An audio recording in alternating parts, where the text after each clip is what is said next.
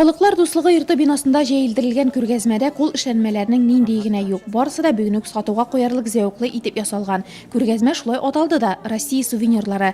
Бу районның тырыш гаиләләре, мәктәп коллективлары һәм айрым осталарның эшләре. Сәхнәдә дә талант ияләре җырга, биюгә, нәфис сүзгә сәләтлеләр. Здесь я уже 2 года выступаю. Мин биредә 2нче ел катнашам. Нәфис сүз номинациясында чыгыш ясыйм. Биредә күп еллар минем апам катнашып килде. Ул да Елаур мәктәбе укучысы. Миңа монда бик ошый. Шигырьләр, әкиятләр сөйләргә, җырларга яратам.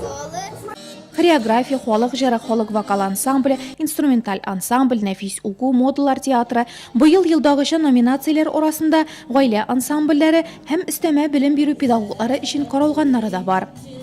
Ваша творческая деятельность, ребята, будет укреплять и развивать народные традиции, народную культуру.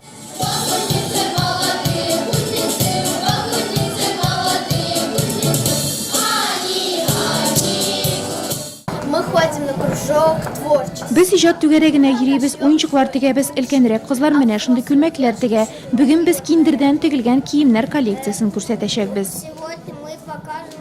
Фестивальнең муниципаль этабында 265 яшь артист катнашты. Жюри сайлап алган иң-иңнәр зона этабында Нурлат өчен чыгыш ясый алачак.